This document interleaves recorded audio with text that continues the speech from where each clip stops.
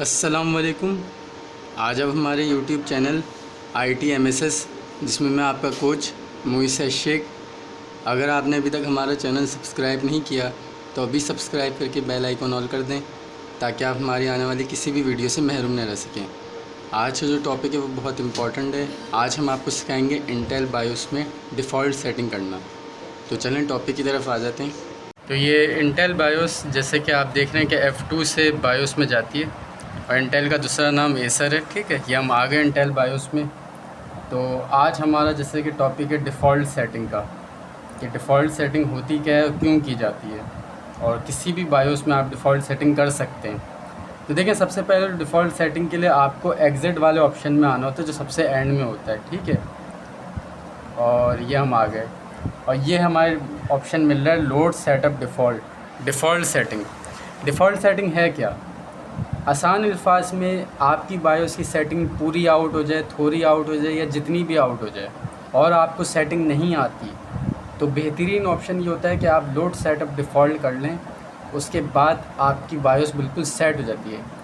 Default setting आपकी BIOS को उस पोजीशन पे ले आती है जिस पोजीशन पे आपका लैपटॉप की बायोस फर्स्ट टाइम की सेटिंग पे होती है। मतलब जब आपका लैपटॉप और उसकी बायोस मैन्युफैक्चर हुई है, क्रिएट हुई है, बनी है, ये लैपटॉप मैन्युफैक्चर हुआ है, इसकी बायोस इंस्टॉल हुई है, मैन्युफैक्चरिंग हुई है, इसकी क्रिएटिंग हुई है, तो उस टाइम जो बायोस की पहली सेटिंग थी, डिफ़ॉल्ट सेटिंग उसको उस सेटिंग पे ले जाता है। तो जो फर्स्ट सेटिंग होती है वो तो वैसी ही आइडियल होती है। तो जब ये फर्स्ट सेटिंग पे ले जाता है तो हमें कोई ज़रूरत ही नहीं पड़ती। डिफ़ॉल्ट सेटिंग के बाद हमें बस ये देखना पड़ता है कि टाइम डेट अगर हमारा आगे पीछे हो गया तो उसको सेट कर दें। साटा मोड जो हमारा ASCII ID रेड होता है वो अगर आउट हो गया तो विंडो नहीं चलेगी, तो उसको सेट कर दें। और बूट सीक्वेंस अगर हमारा आगे पीछे हुआ तो उसको सेट कर दें। बस यहाँ पे आपके डिफ़ॉल्ट सेटिंग की शॉर्टकट की भी पता चल रही है, F9 है। तो अभी हम लोड सेटअप डिफ़ॉल्ट पे करते हैं इंटर और येस करते हैं। ये हमने डिफ़ॉल्ट सेटिंग कर दी। ठीक है, और अब हम ये भी कर रहे हैं। तो अब हम दोबारा बायोस में जाएंगे और देखेंगे कि क्या चेंज हुआ है, जो कि मुझे तो पता है कि क्या चेंज हो सकता है। जैसे ये तीन ही चीज़ें चेंज हो सकती हैं और मुझे पता है कि पहले से ये तीन चीज़ें क्या थीं।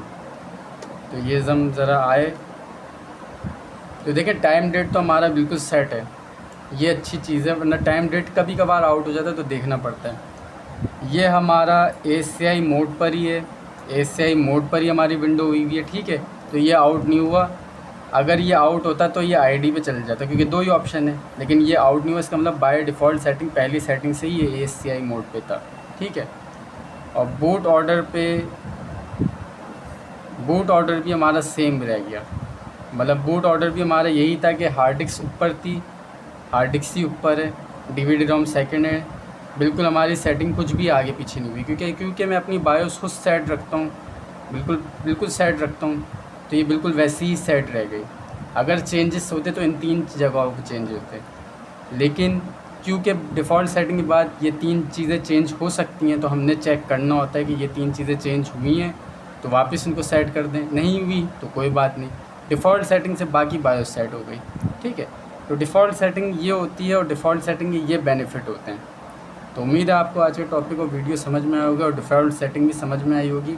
चैनल को सब्सक्राइब करें, वीडियो को लाइक शेयर करें, कमेंट में अपनी कीमती राय ज़रूर दें, ताकि उस हिसाब से हम आपको सिखाएँ। Thank you so much.